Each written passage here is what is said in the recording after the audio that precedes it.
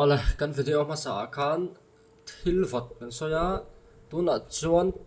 a vat lo lam alum lam soi kan tu manga thil lung satlia pon ni lawanga a sata sa kan soi do ni samang kheng mai kan soi do na chu wang chuan lo in ring lo ula a that ka ring bange hetiang thil hi ka lau deuh thina e tlangwal poi tiak te kan la ni lai khan te han ti vai khang la ni la zat tha thin bange ka lai thu puan bu te po hi ka chiar lau deuh thina ni e zan abik takin zan a hi ka chiar lau thina eng amo a chunga thu then khat thian mi ti hlawa mi rap tlat mai ani chu wang chuan thu puan po hi ka chiar lau deuh thina thu puan bu a ya rap thak zok tu na heng kan soi do na kan soi don ti la kan chiar do na ama ero chu mi kan ti ma chuan abu chungchang hi tlem zong thre tur ma wangin abu chungchang hi soi lok tum masa ilangin ti chuan kan chun zom mol molang petra in larna bu ti mai la petra thu puan ta pon nga thu puan bu ang ti pon soi then ti na bible thu puan bu kan ti po hi zohanan ne na iso krista thu puan ama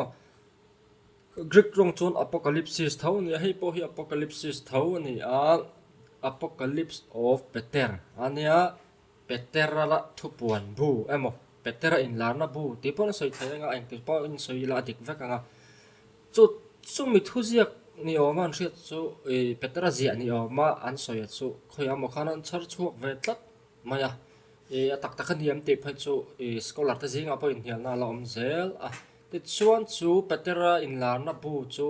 kumsang khat zariat somriat pasari khan Christian mong pakhat thana an hu a chuta chuan gospel Peter ti po a om tel nge a chumi nu loka chuan Ethiopic tonga translate kha le elina kha an char chuak ve le a ti chuan he thil hi kalak chon he ke point la link to pa armen hian Ethiopian translation ta po chu enin adik thayang bering ka siam ramani ati a chutami chu ani ti ha kan sei ve shim du boka ti chuan he Peter in larna bu hi ko ran ma sa ta khan an shat belem ma it chen ko ran than khat pe chun an ma ni bible po an chiar tel nge ani ti lai te po ka shet a tha anga ama ro chu new testament a hian aron tel ve talawa tel tur ni nge ni lo ti khan bu ka thu puan ten en pa ma ro chu hei ro hi chu atling zo ve talawa chu wangin voin thlengin ke ni chuan pathian thuwa kan ngai lawa pathian thuwa ngai tur ka ti po ni lawa shian na ti zawa ngai to ti tama le pheng ti wara ka ti chaw ani thu thung thara thu puan bu bible bu to ber kan ti fo hi hemishil fianan tak le at hun hung chan chin soi fi azir na man tur ka ti po ni lo kha men shet sak ula beng ti wara she na ti zawa chaw ani chu lai chu ka upload chan ani amak ka zong kol po ni son lo beng ti wara a thave shime ti kha ka so ani maya te chuan chu tianga lo ring tok te po chu hei ka ron tar lan ang hian screen na ka da ang hian lo en ula tu te nge an ni mo chung te po chu lo bi ta ulangin te chuan kau thanin kan pom lo protestant in kan pom lo catholic bible tiang te jewish ho bible mo hebrew bible kan ti fowa te khoya ma kan alang lova ke ni po in aziak tu chiang kuang lo petra ming hoin mi nan ziak moi mai niang eng wangin nge niang petra chu mai jang hlap tu ang soi ni fau tro amai jang hlap tu iso zertir zing apo alok ve deuh ber a ho tu pa anga ni chuan petra ji anga soi khan mi ka ne ma don ani arin oma chu wangin petra ming hin ho anga petra zia angin an zia kanga azia hun hi chu tlai khan hu fe niang chu tiang khatiang ti vel kha ngai dan ani a thil chiang tak a om lem lova ni chu wangin kai po in thu tak hlataka kangai lo na thunga thu te hi arap khak mai multi ti ding le mi ti trim oi thai tam taka om chu wang chuan hriat te po a thave shim om ting sam hun lo om zia te po kha kan thet pha te po arin ama chung chu en lok te chuan abula tangin kan chiar chau mop anga arai lo thai turang barin tiang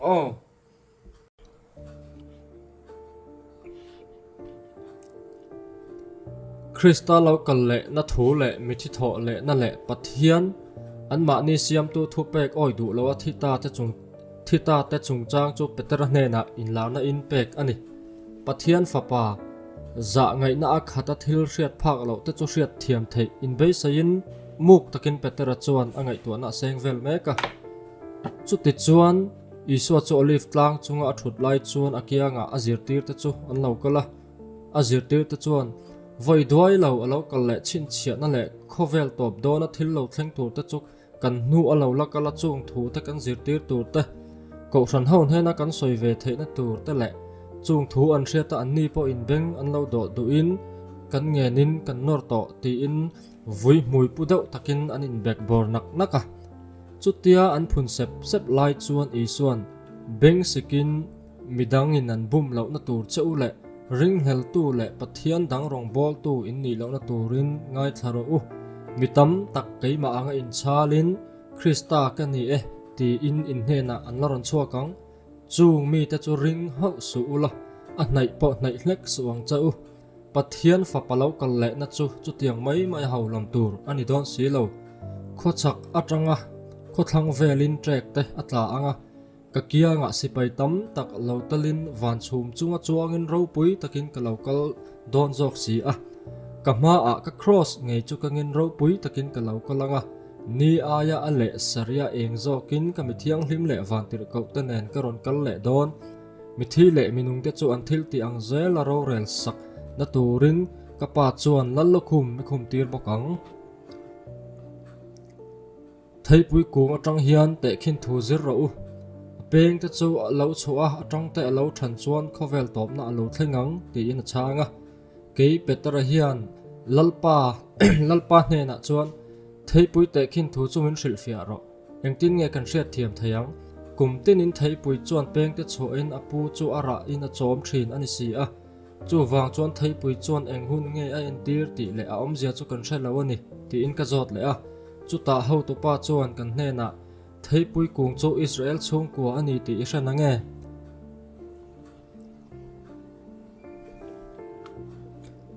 mi pakhat a huana thei pui phuna ara ei tur nei ngai si lo ang chu ani kum enge mot ti chung chu ara ei tur zong in thei pui chu athlei thlai to a ma se chu thei pui chu ra chhuat tik re chu thei pui chuan ra chhuat tik reng anei lo chu ti chuan a huan an kal tu chu kowin he thei pui kung hi azung chopa phoin pai ro ti chuan ka huan hi ra thei lo ti chuan kan huan hi ra chhuwa thei lawa siam to don lawania athi a huan an kal tu chuan a bul vela hnim nok khi thianin a chom thei tu tur tui om le om lo anin ka han hai in ka han lai bok anga chuti chung po a ra chhuwa zai reng a ren lo ani chuan azung chopin kan pot phong anga a aya thing dang kan phun don ne atita a ti chuan thei pui kung te khin na thu chu in la thiam chuang lovem ti in ho tu pa chuan min han zo ta chuta ti tak mevin ka hril a chau ni hnunga heng atang te alo chorno huna Krista der chu alo chuakin kai hi Krista chu kani a ka local le ta te in a in chalang ti chuan mi te chuan an kholo na le thil ti sol te chu hria in kan pa te nan lo fak thin Krista dik tak an khen be a chu hnolin an tlan bo sananga sual na sa tak ani ang ama ero chu he bum tu a hi Krista tak chu ani lo ama chu an hnol hunin Krista der chuan khan dain an ni chu ati hlumanga martar tam tak an om pha bokang chu ti chuan thei pui chu Israel chung ko chu alo ni a mitam tak Krista der kuta martarin an boral don ani chu mi hnuwa chuan enokale Eliza te chu an hne na an ma ni zirtir tur le chu Krista der chu an oi theina na chin chia na le thil mak ne na khovela lo kal tur a chu ani ti hril fia turin an lo kal anga ti chuan Krista der kuta thi te chu martar ang le an dam laia pathian du zong ti a ti lom tu te ti a ko an ni ang chung thil hnuwa chuan a ding lama tharau om te chu min hmu tira a ding lama chuan thil lo thleng tur hlim thla ni hnunga thil lo thleng ngai tur te zia na chu keng boka chuta chuan mi fel le thil sol ti tu te din mun in ang lo te thin lunga thiang hlim te la thil sual ti tu ta top dan tur ta chu chiang taka thailand ani thil sual ti tu ta hreom tur na sat zia le lungai taka an chiao vong lai chu lalpa le vantir ko le mi fel ta chuan ngoi ringin kan thlir tlok ringot mai ani lalpa hne na chuan lalpa thil sual ti tu ta chung changa ka hi an mi phal sakla an ni chu siam an ni ve lo chuan an tan a thazok don si a ti in ka nge na chandam tu chuan Peter engwanga an tan a siam a om ve lo chu thazok tur anga soi nge ini pathian do in don asin an lani dan tur i mu awangin i khongoi tur ani lova ani chuan an ni hi siamin om lovata oma adin ani si a ni hunga an chunga thil lo thleng tur te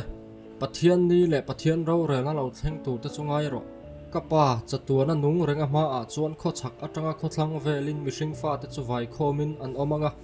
hremmun a kong khar lung chang tak chu hong turin thu a pe in chuta chuan engkim top na chu lo thlengang chunglung bera chuan sahlo om te le sawa te chu mihring taksa an ei zo to te ti sa chu an om dan ngaya om le turin thu a pe ang a chan chu ani chuan mihring chu an ti sa lo in siam le a chu tianga lo om le chu rem ati ani pathian ma a chuan engma reng abo theiloin thil theilo reng a om lo bok awang le engkim chu ama ta ani awang po in ani chung thil chu alo om le do ni pathian in thil asiama lo om ro se atia alo om ang mai khan chung ni a chuan thil te chu alo thlengang pathian in arel felvek anga ani chuan aka in ani chung thil te chu lo om ro se tia soyang khan lo om le mai don ani ama thu ani a nin hunga po chu tiang bok chu thil om dan tur ani pathian nen chuan engma reng hi theilo om si lo chu wang chuan ani ale khabu thiang hlima zon nei manga ru te chu ti rol te hriat na thazam te ti sa te vun le sam te atom le tur thu alo puan ni archangel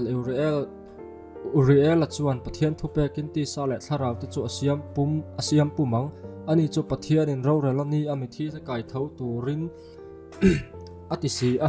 bu fang te hi chik ma te mi in laya ro takin atua chu mi hnuwa chuan lo thang lianin ra te an chhuat si thin ani hi chu tiang bok chu mi thi to te siam thara an lo om le dan tur chu ani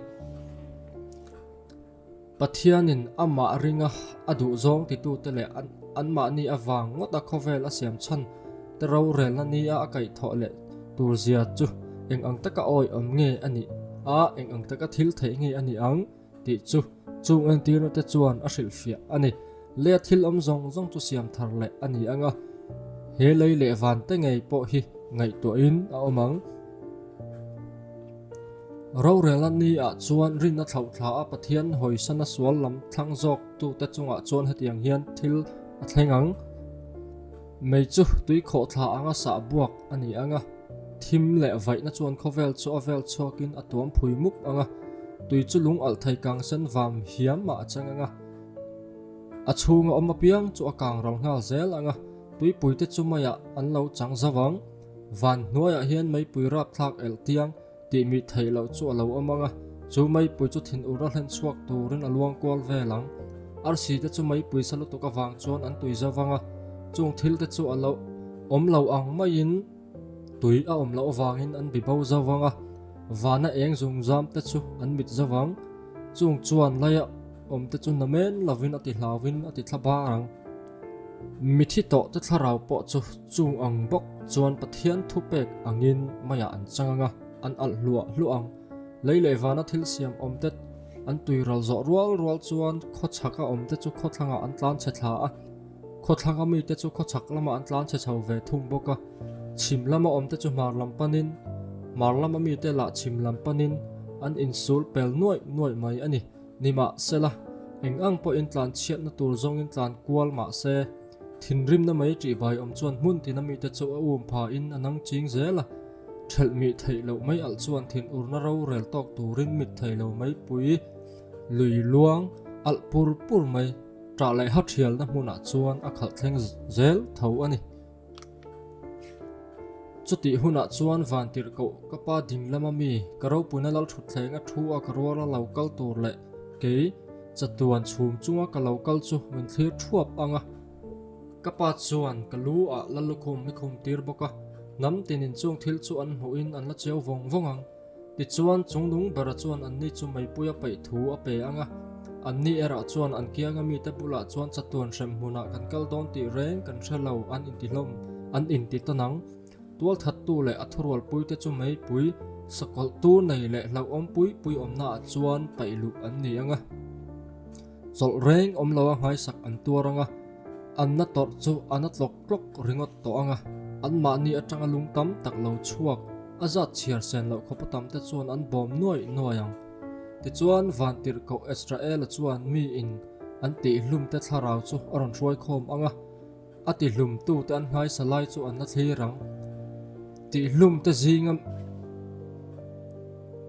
te zinga mi pakhat chuan felna le ro relna dik chu pathian ro relna ani heng thu hi mana kan ria a ma se kan oi du lawa kan chatuan hun tura ruata chuan kan luta ani hi ana ti ang me chia le mi padang te chu an ta na hun ruata an ron roi khom anga mi fel te kong dala an chi an lo na lei ngei chuan an khai ka anga an hnuai chuan mai mit thei lo chu ain zar phar chho vek awangin tlan chho na kong reng a om lawang ngai te khuar khurum zau tak le chung ami hring kharau khat tlat thi alo ama chuta chuan felna kong zo du lo te shem tu van tir ko te chuan chuta chuan felna kong zo du lo te chu an lo om khoma shem tu van tir ko te chuan mei chuan ma ni shem nan chuan an hmanga